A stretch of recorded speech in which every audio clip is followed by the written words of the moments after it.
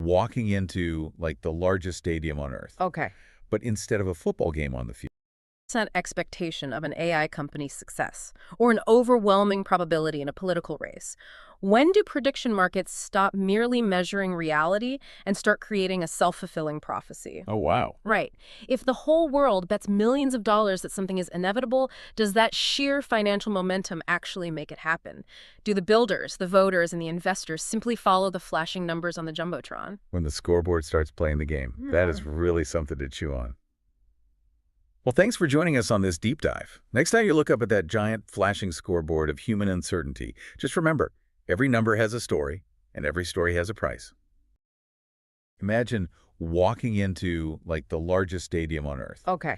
but instead of a football game on the field, the giant Jumbotron is just flashing numbers. Yeah. And those numbers aren't a score. Right. They are a real-time price tag on human uncertainty. I mean, every major event, who is going to run a country, whether some massive tech company is going to just crush its earnings, or even, what a celebrity is going to wear on the red carpet. Yeah, literally everything. Exactly. It all has a literal price attached to it, driven by millions of people putting their own money on the line. And today, May 4th, 2026, that giant scoreboard is just flashing red across the globe. It really is. I mean, it's the ultimate evolution of putting your money where your mouth is.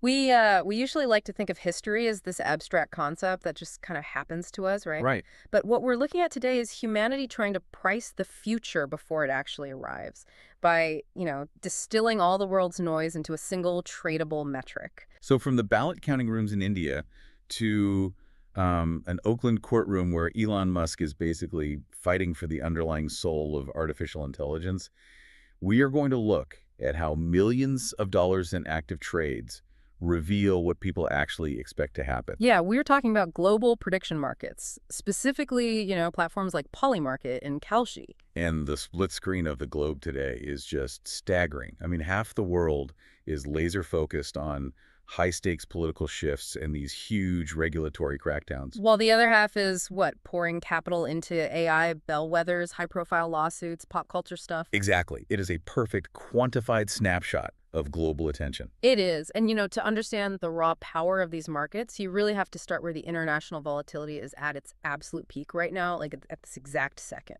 Which brings us to India, because today is counting day for the 2026 Indian state assembly elections. Right. The results are actively coming in for West Bengal, Tamil Nadu, Kerala, Assam, and Puducherry.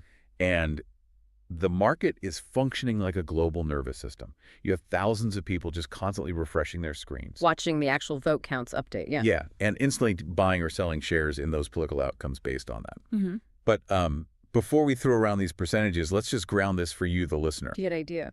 When we say an outcome is priced at a certain percentage, what are the literal mechanics happening behind the scenes there? Yeah, that is a really crucial distinction, because when a prediction market says an event has, say, a 68% chance of happening, that actually means traders are currently willing to pay 68 cents for a share. Okay, so it's literal sense. Right. And if the event happens, that share pays out $1 full. Oh, got it. But if the event does not happen, the share drops to zero. So, that 68% isn't just an opinion poll. It's the exact equilibrium point where buyers and sellers are willing to risk their actual capital based on the info they have in that specific second. Which makes the numbers we're seeing right now incredibly tense. Yeah. Because I am looking at the trading volume around West Bengal, and it is the unquestioned leader today. Oh, absolutely. The volume is massive. And the numbers for the TMC retaining its majority are holding incredibly firm, which is wild despite a ton of contradictory noise from recent exit polls. So what is anchoring that price? Well, the contract for the TMC retaining its majority is sitting right at 68%. And then down south in Tamil Nadu, the market is pricing the DMK-led alliance at 82%. Wow, 82. Yeah. And over on Kalshi's international hubs, the NDA is sitting at a 74% probability to retain power in Assam. Now, we should be very clear right off the bat here. When we discuss these specific numbers, we are strictly reporting the probabilities generated by independent traders. Right. We are not endorsing any political party, any viewpoint, or, any specific electoral outcome. Our focus on this deep dive is purely on the mechanics of the market and the sentiment of the traders. A vital point, yeah. I mean, we are simply reading the thermometer here. And the reason traders are watching that thermometer with such intensity today is the ticking clock. Because it's happening right now. Exactly. This isn't a theoretical bet that dissolves next year. It is counting day. It is a literal race against time to cash out before the evening, India Standard Time, when the Electoral Commission finalizes the results and the markets lock completely. So every single ballot counted acts like a nerve impulse. Yep. And the market twitches in response. But okay, I have to step in and push back on this scoreboard for a second. Because if this system is so efficient, how accurate are the players actually running the numbers? That's the big question. Right. Let's talk about the trauma of 2024. During the Indian general elections, the crowd was wildly, famously wrong. Oh, yeah. That was brutal. The prediction markets heavily backed a BJP-led 400 par outcome, meaning they would win 400 seats at an 85% probability. That is staggering confidence. It really was. But the actual results saw the NDA get 293 seats and the BJP secure 240. I mean, it triggered one of the largest market corrections in the history of these platforms. Yeah, it was a bloodbath. So why should anyone trust these 68% or 82% numbers today if the crowd proved they can get caught up in a hype cycle and just be entirely wrong? Well, you are hitting on the most fascinating mechanism of these platforms, which is financial Darwinism. Markets are not static, right? They have a memory. Okay, meaning what exactly? Meaning, in 2024, the people who treated social media hype and flawed exit polls as absolute gospel literally lost their shirts. They were wiped out of the ecosystem entirely. Oh, because they bet the farm on that 85%. Exactly. So the traders driving the prices today are the survivors. They learned from that historical context. And what we are seeing in the data today is traders actively pricing a 10 to 15% error margin into the current TMC and DMK contracts. Oh, wow. Yeah, they are applying a hard skepticism discount to the exit polls this time around. That makes perfect sense. The market naturally flushed out the bad actors and the overly emotional bettors. Right.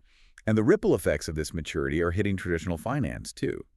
Like, Kalshi traders are currently pricing in a 1.2% relief rally for the Nifty 50. Which is the major Indian stock index for anyone unfamiliar. Right. They're pricing that rally if the results match these current TMC, DMK, and NDA favorites.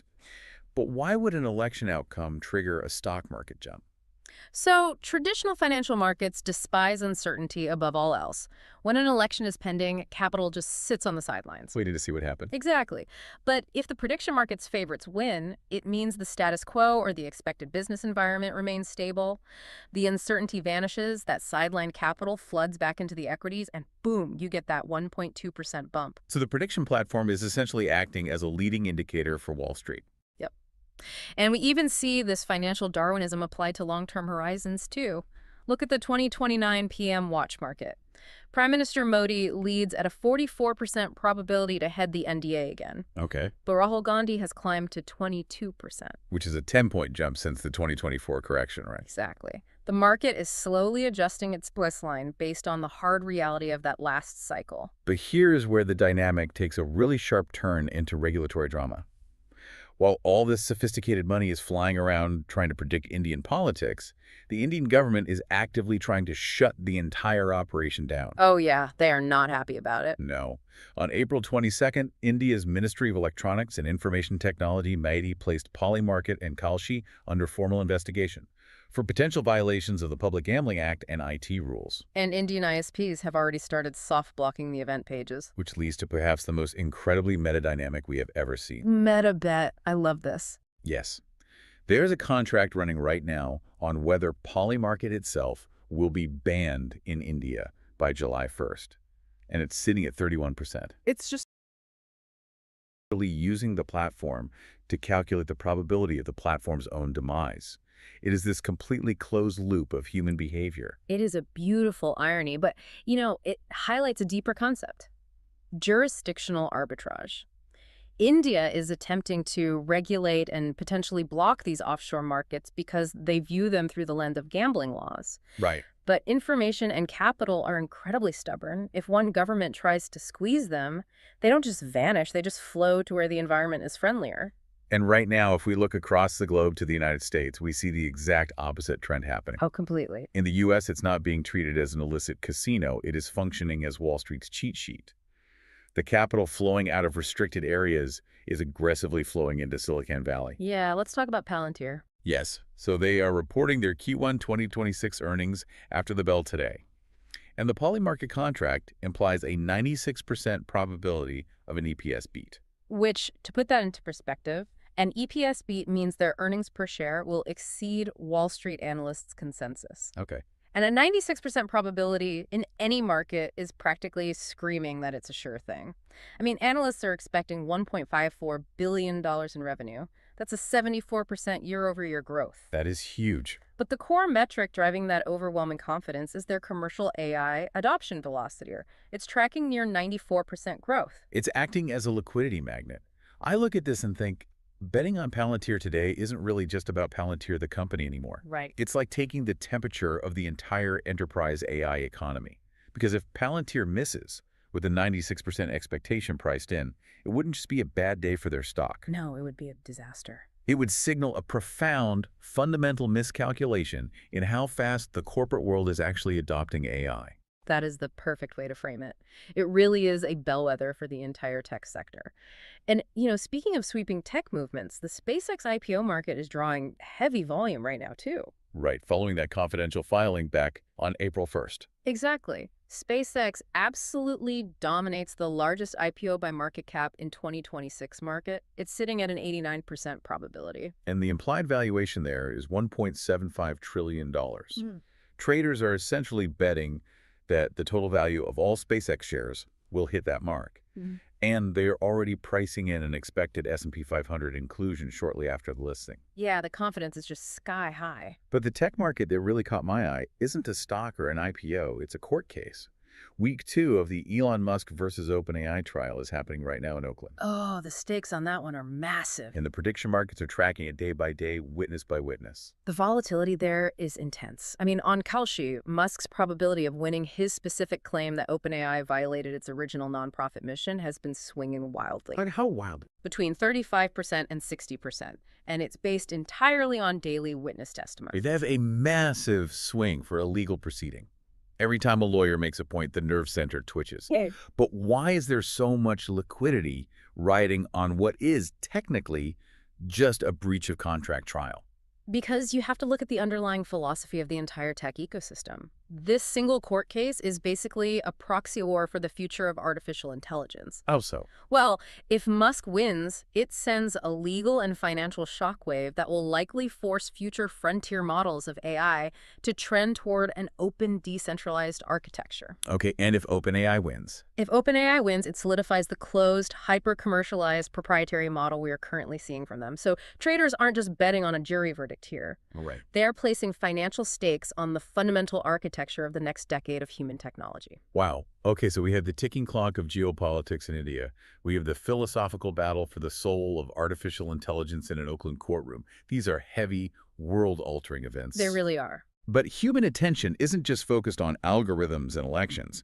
The markets follow human attention wherever it goes. Yeah. Even down the red carpet. Oh, absolutely. The attention economy is just as quantifiable as the tech economy. Because tonight is the 2026 Met Gala in New York City, co-chaired by Beyoncé, Nicole Kidman, and Venus Williams.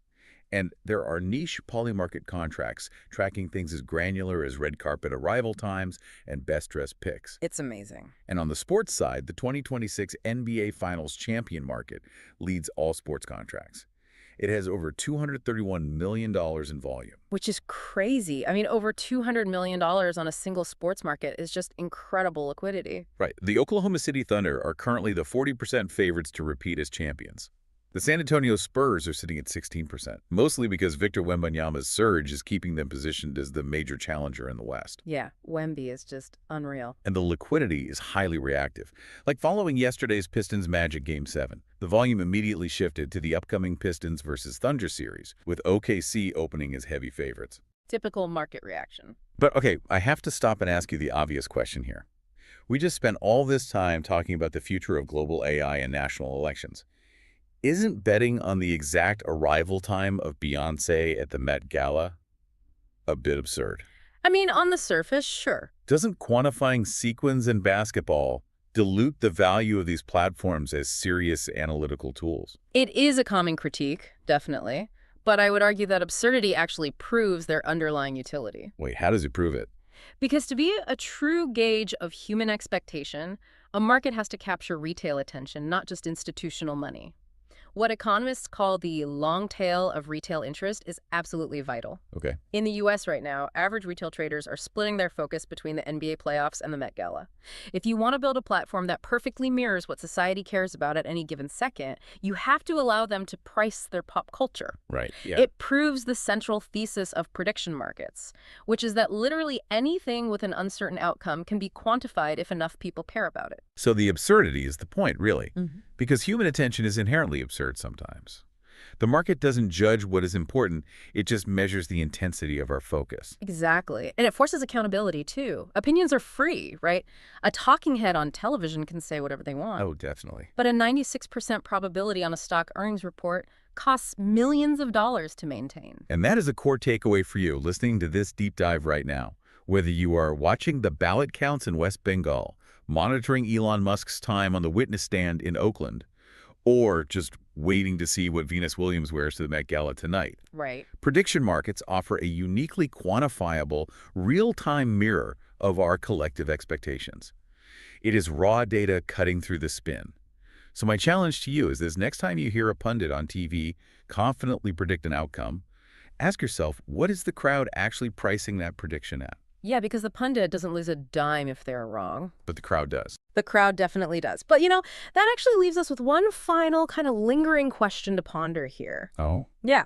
We have spent this entire deep dive looking at how these markets measure events. We have talked about them as scoreboards, as thermometers, and as nervous systems. Right. But, and this is the big, if enough money pours into a market, say a 96% expectation of an AI company's success, or an overwhelming probability in a political race, when do prediction markets stop merely measuring reality and start creating a self-fulfilling prophecy? Oh, wow. Right. If the whole world bets millions of dollars that something is inevitable, does that sheer financial momentum actually make it happen? Do the builders, the voters, and the investors simply follow the flashing numbers on the Jumbotron? When the scoreboard starts playing the game, that is really something to chew on. Well, thanks for joining us on this deep dive. Next time you look up at that giant flashing scoreboard of human uncertainty, just remember, every number has a story, and every story has a price. Until next time. Imagine walking into, like, the largest stadium on Earth. Okay. But instead of a football game on the field, the giant Jumbotron is just flashing numbers. Yeah. And those numbers aren't a score. Right. They are a real-time price tag on human uncertainty. I mean, every major event, who is going to run a country, whether some massive tech company is going to just crush its earnings, or